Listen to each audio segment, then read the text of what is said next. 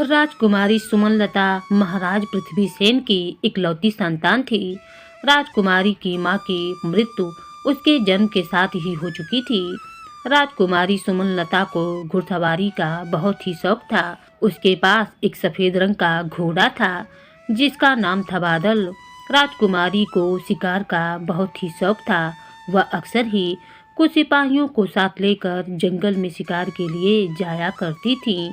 इसके साथ ही राजकुमारी तीरंदाजी करने में भी बहुत ही माहिर थी और वह एक बहुत ही अच्छी तलवार बाजी भी करती थी।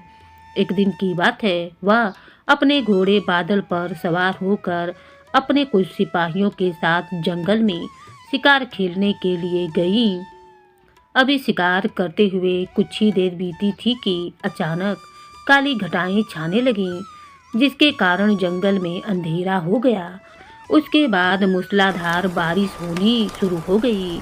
देखते ही देखते बारिश ने तूफान का रूप ले लिया। इसी दौरान राजकुमारी के घोड़े बादल को ठोकर लगी, जिसकी वजह से राजकुमारी जमीन पर आ गिरी। उसका सिर एक पत्थर से जा टकराया, जिसके कारण राजकुमारी बेहोश हो गई। इसी दौरान सिपाही भी राजकुमारी से अलग हो चुके थे। दूसरी तरफ महल में महाराज पृथ्वीसेन अपनी बेटी को लेकर बहुत ही चिंतित थे और कहने लगे, ना जाने इस समय हमारी बेटी किस हालत में होगी।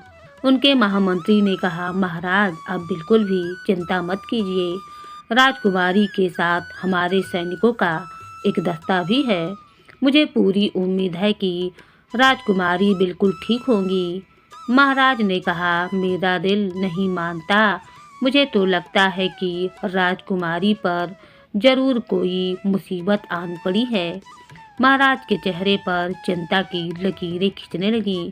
महामंत्री ने कहा, महाराज मैं आपकी हालत समझ सकता हूँ, लेकिन इस समय हम कुछ भी नहीं कर सकते। इसी दौरान एक सिपाही दौड़ता हुआ आया। महाराज ने पूछा, क्या बात है सैनिक, तुम इतने बदहवास क्यों नजर आ रहे हो? सैनिक कहने लगा, महाराज गजब हो गया। राज्य के कुछ विद्रोहियों ने हम पर हमला कर दिया। यह सुनकर महाराज और महामंत्री हक्का बक्का हो गए। उधर राजकुमारी सुमनलता को जब होश आया तो उसने अपने आप को एक झोपड़ी में पाया। नदी के उसके पास एक लड़की बैठी हुई थी। राजकुमारी ने उस लड़की से पूछा, कौन हो तुम? लड़की ने कहा, मेरा भी आपसे यही सवाल है कि आप कौन हैं? राजकुमारी कहने लगी, मैं कौन हूँ, लेकिन मुझे नहीं मालूम मैं कौन हूँ। राजकुमारी बहुत ही हैरान और परेशान नजर आ रही थी। लड़की ने पूछा, तुम्हारा क्या नाम है? मुझे कुछ भी याद नहीं आ रहा है। यही कहते हुए राजकुमारी ने अपना सिर पकड़ लिया। तब वह लड़की अपने आप से ही कहने लगी, मुझे तो लगता है कि यह अपनी यादाश्त खो चुकी है। भैया बता रहे थे कि यह लड़की पत्थर के ऊपर गिरी हुई मिली थी। इसी दौरान एक व्यक्ति उस झोपड़ी के अंदर आया। वह उस लड़की का भाई सुजान था। उसने लड़की से पूछा, बहन क्या लड़की को होश आया? कुछ मालूम हुआ कि यह कौन है? लड़की ने कहा, नहीं भैया, यह अपनी याददाश्त खो चुकी है। इसे तो अपना नाम भी याद नहीं। सुजान बोला, ओह फिर तो बड़ी ही मुश्किल हो गई। हम किस तरह से इसे इसके घर पहुंचाएंगे?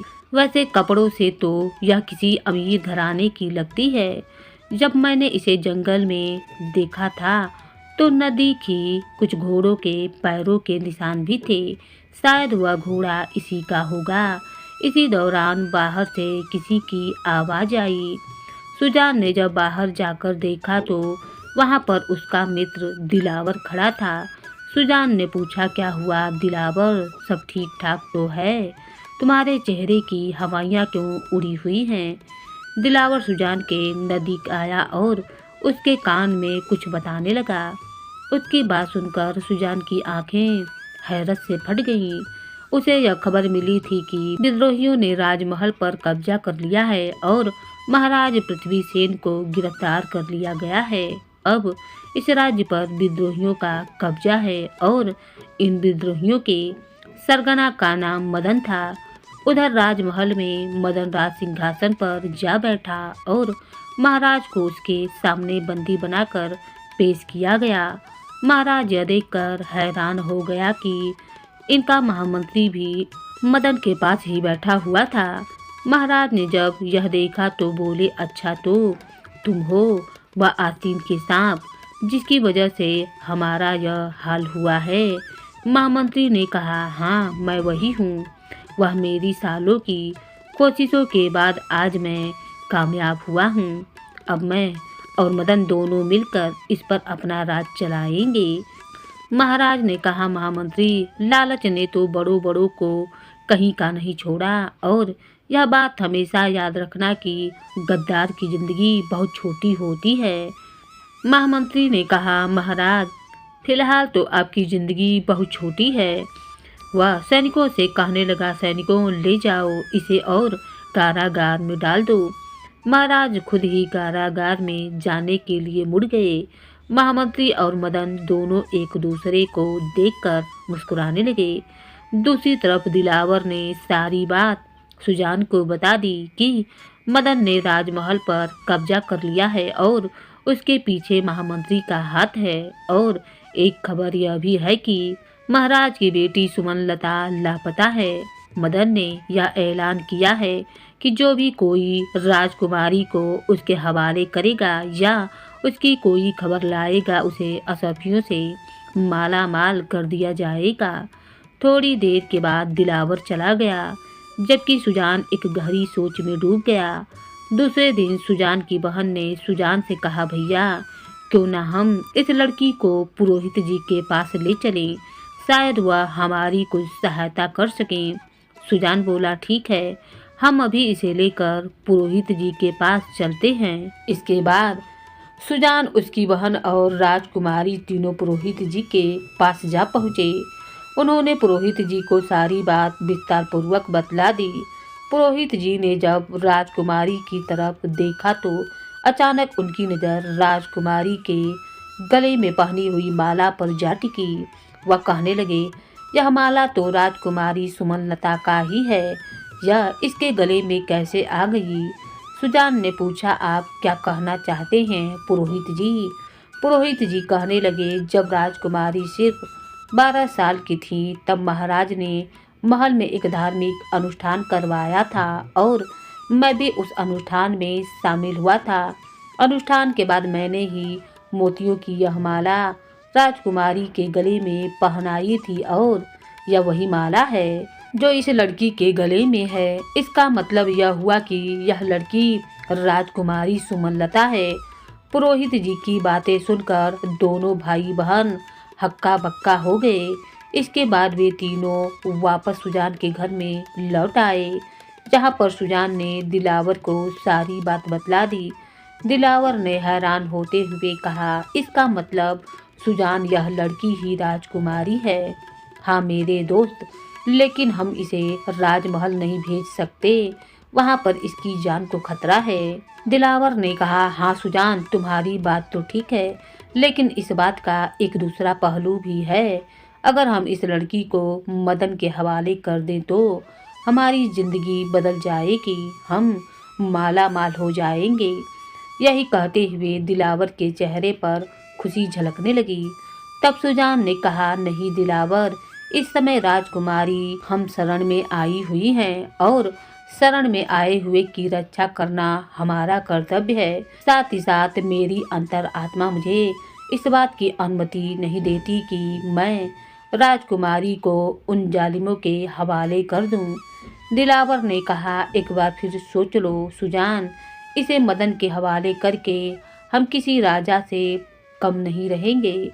यही कहकर दिलावर वहां से चला गया, जबकि सुजान किसी गहरी सोच में पड़ गया। इधर दिलावर के दिमाग में एक कश्मकश चल रही थी। एक तरफ तो उसकी दोस्ती थी और दूसरी तरफ बेशुमार दौलत। इन दोनों में से उसे कोई एक चीज़ चुननी थी।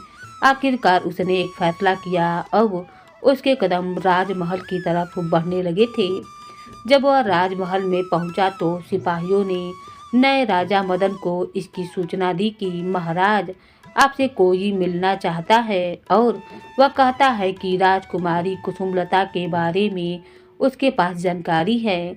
मदन यह सुनकर खुश हो गया और कहने लगा, जल्दी ही उस आदमी को हमारे सामने पेश किया जाए। थोड़ी ही देर में दिलावर मदन के सामने खड़ा था। मदन ने कहा, कहो अजनबी, राजकुमारी के बारे में क्या खबर लाए हो? उस खबर के बदले में हम तुम्हें माला माल कर देंगे। दिलावर ने उस विद्रोही मदन को सारी बात बता दी। सारी बात जानने के बाद मदन कहने लगा, ओह, तो इसका मतलब राजकुमारी की याददाश्त भी जा चुकी है। यह तो और भी अच्छा हुआ। और फिर मदन ने सिपाहियों का एक दस्ता दिलावर के साथ भेज दिया कि वह राजकुमारी को पकड़कर महल में ला सके। दूसरी तरफ सुजान किसी काम से जा रहा था कि उसका एक दोस्त उसे रास्ते में मिल गया। हाल चाल पूछने के बाद उसके दोस्त ने कहा, मैंने थोड़ी देर पहले दिलावर को देखा था। वह बहुत ही जल्दी में था और वह राजमहल की दिशा में जा रहा था। मैंने उसे आवाज़ देनी चाहिए लेकिन उसने अनसुना कर दिया। यह बात सुनी तो सुजान को एक झटका सा लगा। उसने फौरन अपने घर की तरफ दौड़ लगा दी, जबकि उसका दोस्त उसे हैरानी से देखता ही रह गया। सुजान हाँफता काँपता अपने घर पर जा पहुंचा। उसकी बहन ने पूछा, क्या हुआ भैया, आप बड़े परेशान दिखाई देते हैं। सुजान ने कहा, गजब हो गया बहन, दिलावर ने हमारे साथ धोखा किया है। वह राजकुमारी की खबर देने के लिए राजमहल में चला गया है। हमें जल्दी से जल्दी राजकुमारी को यहाँ से लेकर निकलना होगा। यह सुनकर उसकी बहन के होश भी उड़ गए। वह भी कहने लगी, लेकिन हम उसे लेकर कहाँ जाएंगे? सुजान ने कहा, वह तो मुझे मालूम नहीं, लेकिन फिलहाल तो हमें जल्द से जल्द यहाँ से निकलना है। और फिर वे दोनों राजकुमारी को लेकर एक अनजान रास्ते पर निकल पड़े। इधर जब दिलावर सिपाहियों के दस्ते के साथ सुजान के घर पर पहुंचा तो दरवाजे पर ताला लगा देखकर वह चकरा गया। वह सोचने लगा, यहाँ तो दरवाजे पर ताला लगा हुआ है।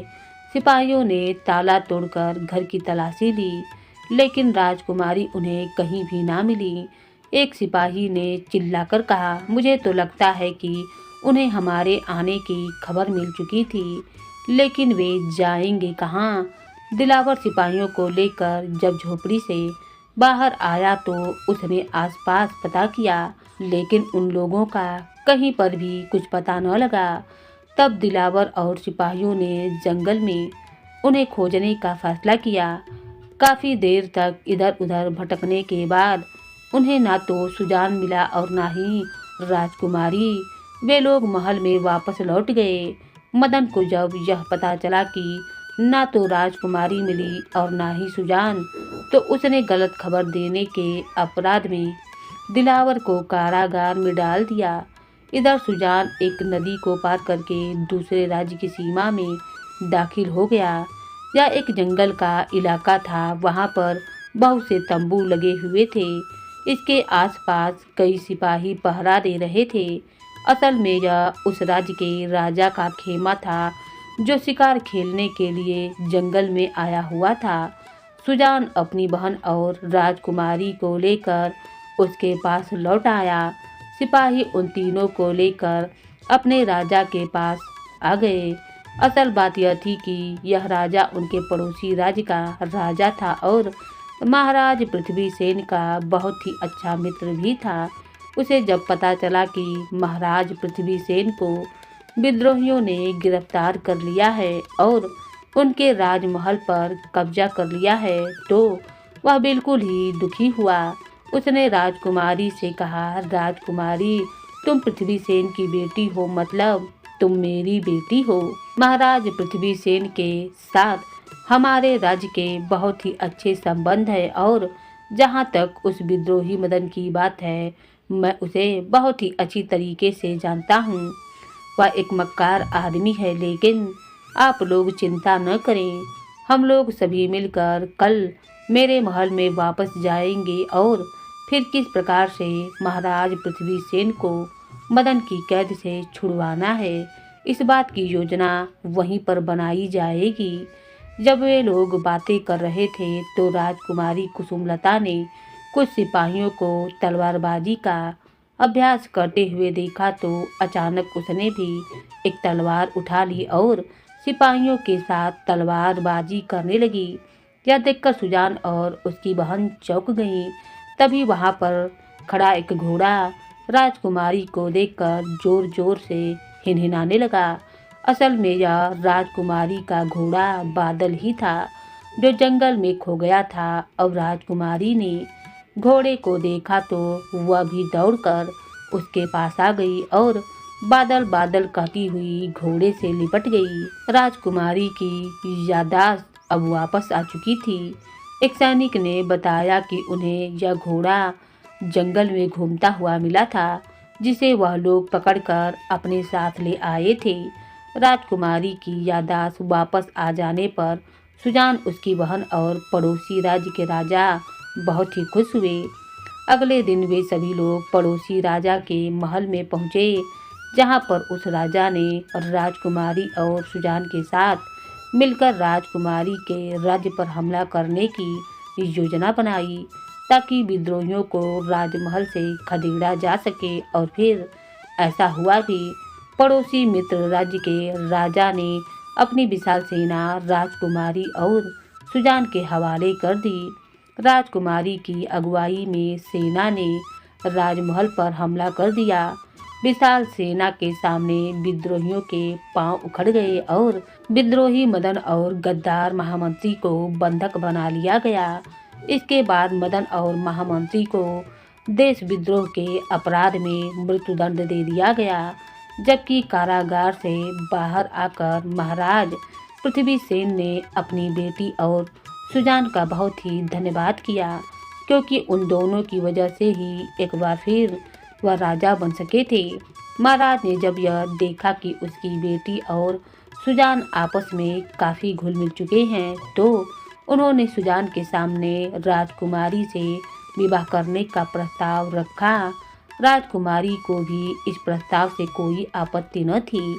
इसके बाद बड़ी ही धूमधाम से राजकुमारी और सुजान का विवाह कर दिया गया और लोग एक सुखमय जिंदगी बिताने लगे। और उसके बाद पड़ोसी राज्य से आई हुई सेना को अगले एक हफ्ते तक मेहमान के रूप में रखा गया और उसके बाद वह सेना अपने राज्य वापस लौट गई। तो दोस्तों, इस तरह की दिलचस्प कहानियाँ देखने के लिए हमारे चैनल को सब्सक्राइब जरूर करिएगा और आपको कहानी पसंद आई हो तो कमेंट जरूर करिएगा।